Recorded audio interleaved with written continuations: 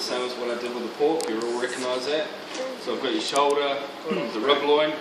Now the rib loin, I've already trimmed it up because I'm going to do a lamb rack out of it. Got your mid loin, your leg, and your lamb flap. This here is about a 18 kilo lamb, which is pretty standard for what I get in for the shop. So what I'll do is I'll start on the shoulder again.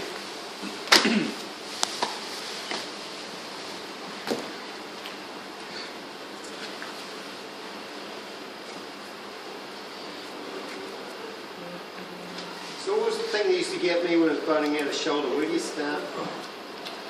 Start from the top here, around this bone. If you go around this bone,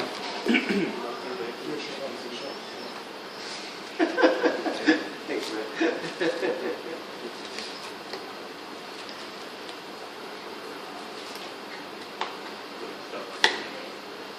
so you just follow the bone all the way down, like I did there.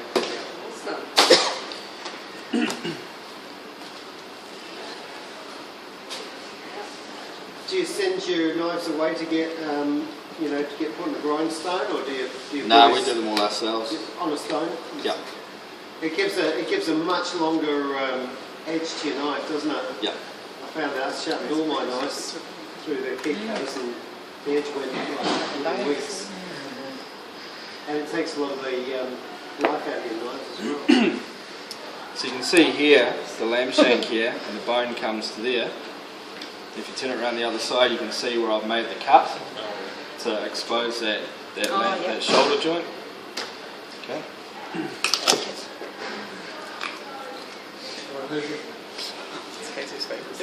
They go through your hydra. Single way. Yeah. Bone tearing hydra. Very hard. Yeah, very hard. Just think about food. It's all of it. No, I know. Screeching away.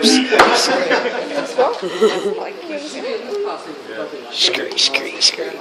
I knew that. You didn't want to touch the fish, did you? No, Before I take this next bone out, another thing that is sort of like an olden day cut from yesteryear is actually you can stuff this piece and actually roll it up and roll it with the bone still attached, and it's called a colonial goose, which is a bone and rolled shoulder strung up, made to look like a leg roast, if you get what I mean. Okay. Now and again, when we've got excess shoulders, we might do a few and put them out on special.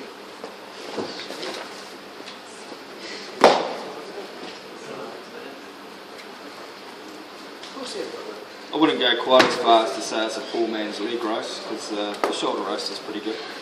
As long as all the connective tissue has been taken out. See, that's shank. Oh, mate. How come those are going up in price? Because everything's gone up in price, Kat. the government. Yeah, it is. That's what too much. Thank John Key for that, don't you? Like that was. I That would used say to be that my the roast Labour Party. dinners. Labour Party. Damage was done before Key got in there. Don't tell me you support Key. I'm John afraid. Key knows nothing about that. Yeah. I hope we're all voting on the 20th of September. Yeah, I got my votes. Guarantee it. Because without our votes, we'll get national in again. I know. And then more Yeah, people will but be shocked. this way I think National might be the lesser of two evils. Have you seen David Cunliffe? Oh, he looks like it. We'll put it this way: if the Like Winston gets it. Kia ora, Māori. Well, don't trade him up. Oh yeah. if the minimum wage goes up through the Labour Party, there'll be a lot less jobs. Yeah. Because And a lot of shooting. business owners will not Pay afford $80 Yeah. to pay that $16 minimum wage. Yeah. Because the gap between minimum wage and the skilled workers, like what would a chef be getting? What, $19 an hour, $20 an hour? Yeah. That's a good So one. the Yeah. gap is narrowing too much. So the smaller business owners will not be employing people because they won't be able to afford it. Yeah. Simple as that. So you're Dad will voting work for national. themselves then. Well, I tell you what, the New Zealand dollar's never been so strong. I think that's always a sign of a good economy. Where's your cast? But you've only got to look at the shops that are vacant around town and like through Bank. Once upon a time, the butchers could hardly sell these. They were dog food until your Jamie Olivers and Gordon Ramsay and all that started cooking these. George, do you want to go to the CEO section as well? Okay. Once upon a time, back in Pick and Save many years ago, my mum used to get all the flaps, and they used to give it to her. Give it to her. Yeah. Now they sell it all, and the pork bones used to get next to nothing. Well, they used to give it to you. Now you've got to pay dollars. I did a meat course in Belfast, Meatworks in Christchurch. Just removed a piece of fat out of the corner of the shoulder, and when you cut it in half, there's actually a gland in it. Okay. Big that gristle bit, Well, it's not gristle, it's just a gland. And when it's cooked up, and if you were to carve your roast and serve it, it's not too nice to eat. So if you're ever boning out a shoulder, it's always in this front section of the shoulder. It's just like a big piece of fat, but inside the fat is a gland. So you always got to make sure you got to remove that. And this piece of elastin as well. And in butchery terms, it's called the paddywhack. Why? Because it's like that. You can give the apprentice a good whack with it. So that's elastin. What's the other form of connective tissue? Starts with C? Collagen. Collagen. Good. Stephen, can you show us how you did that double knot for your slip knot? Because I've showed everybody how to do a slip knot, so they can actually do a slip knot. But you did a double slip knot with a break on it. Basically what I do is just pinch, put the two together, pinch like that. Yep. And instead of going around once, you go around twice. And then that there goes through the loop that you've made. Yep. You pull it through. Yep. And then it comes tight. So it And holds, then there's doesn't it? basically a Yeah. half hitch on the ends. And very rarely that'll come undone. Oh. You get that, Rochelle? We keep watching. Let's see it 6 times together. Does anyone know what this gadget here that I've just used is? What we call it? It's called a bazooka. Okay, so there's your rolled lamb shoulder. Very nice. That's what everybody's going to do today, Stephen? What's that? Oh, they're not going to do the shoulder, No, they're going to do the leg. leg, Okay. yeah. So what I'm going to do now is just a nice little lamb noisette. Anybody heard of lamb back straps before? Yep. Okay. So that's your back strap there. And if I was to remove just that bit of meat, then you can see how much wastage we've got, and that's why they're so expensive.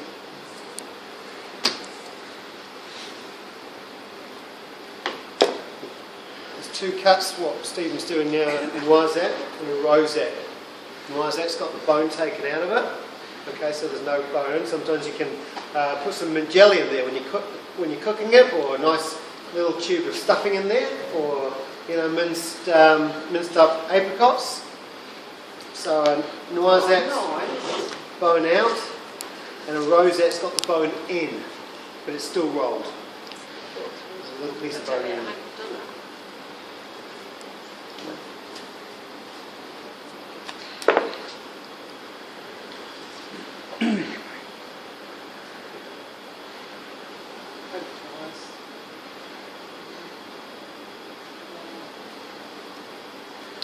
We supply the batch on breakwater down at the port there. You guys have already heard of it? Have you?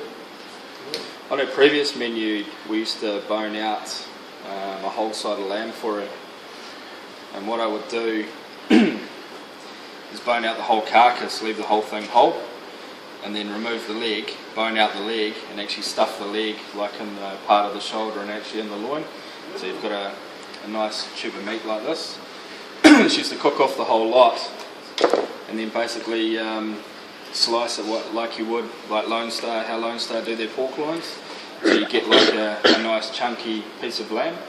Yeah, used to be really popular. Like we used to bone and roll sort of 1 or 2 whole ones of those a week.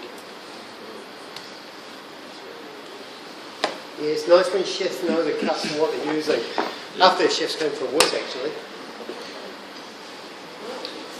So now, what I've done is I've actually removed some of the chine bone there on the bandsaw before I come up, just to make it easier for when I turn this into a lamb rack.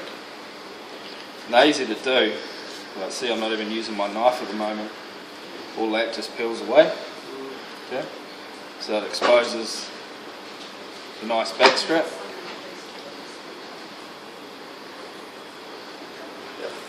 You can see how I've just cut into the seam here.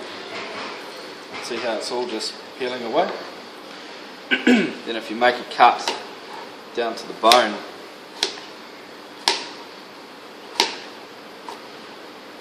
so it keeps the bone pretty clean. Can you clean up a couple of bones for them? So Yeah, I'll do the whole lot. Yeah. In a restaurant, when you're doing competition meals, that's one of the key parts that judges look for, the cleanness of the bone, to see that there's no meat in it, because when the bone gets finished in the oven, if there's little bits of fat or meat in it, it will burn and it loses the presentation. And sometimes you actually see little cutlet frills on the end of it, you know. So basically little frills so people can pick up, you can carve the individual cutlets off and pick it up with their fingers. You sell many crown roasts, Stephen? No. So what you do, I'll probably blunt the hell out of my knife now, but I'll just show you a couple of bones there. You can actually get your knife and go right around it.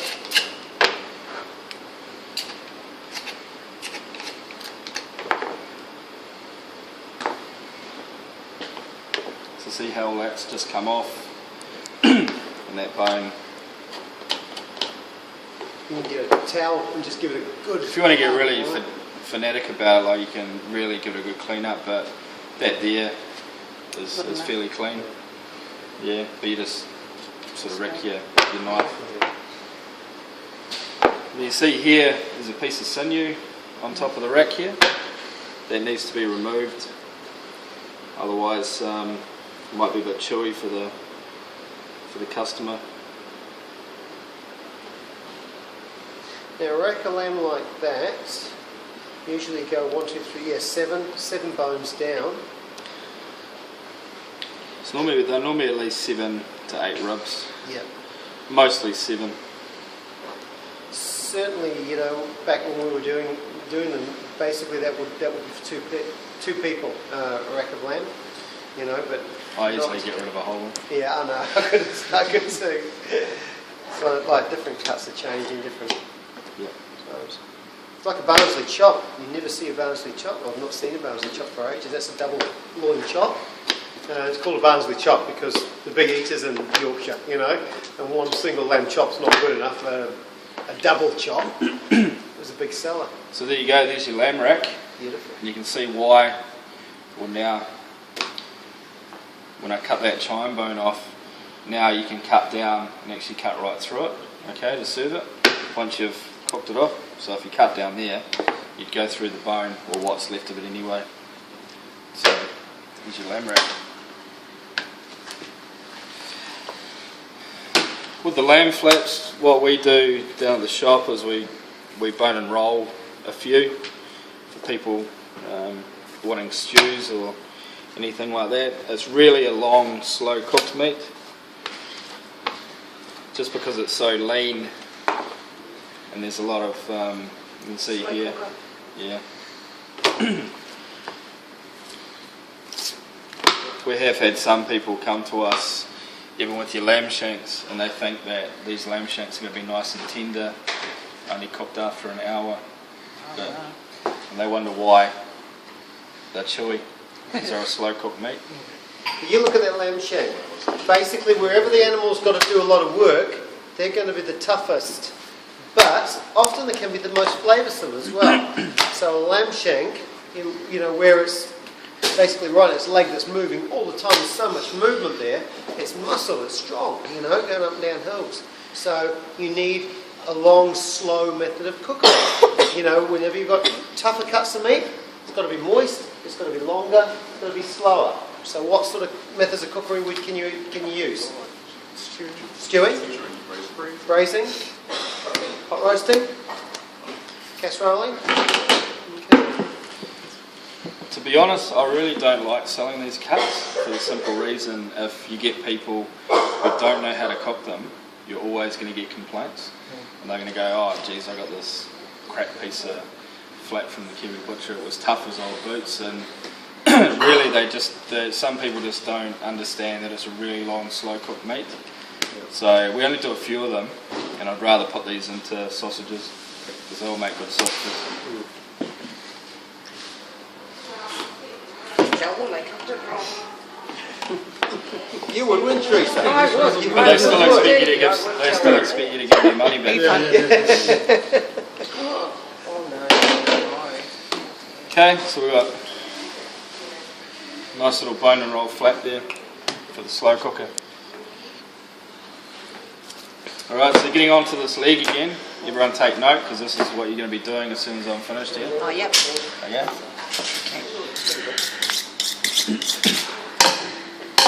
So I've got the leg facing this way, it's not sitting on the block like that. I'm not going to start on this side. So have it facing up, that's your hip bone there, okay? So you're going to start there, and then you come down the side.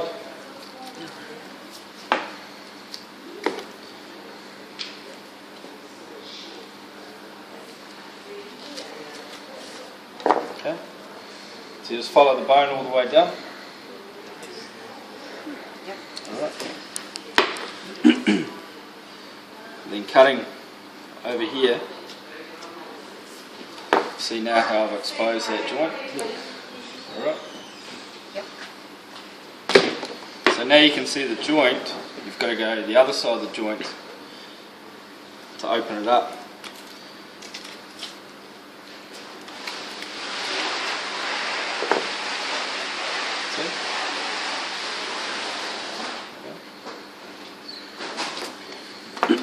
And then see how I'm using my left hand with my thumb just to push that bone away, because if you put pressure on it like that, when you cut it starts pulling away.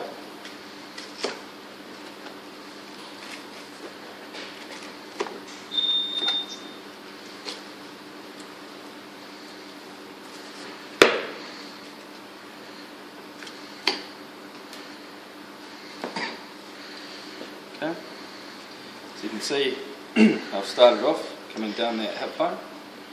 You get to the top of the joint, you open it up, then start over here, come over that bone, and then you need to start getting underneath of that bone because that bone is curved. Okay? Then you come underneath that bone and just follow it all the way down. Up where the hip bone is here where you first started, there's like a real little nibbly bit of bone there that you think, oh shit, I can't cut any further, but you've actually just got to go around it. Okay. So that's that bone. Remember how I said to keep it facing this way, because you're going to start the same side as where this bone is. You're not going to start on this side, because you want to take that piece of meat with you. So just by going down there,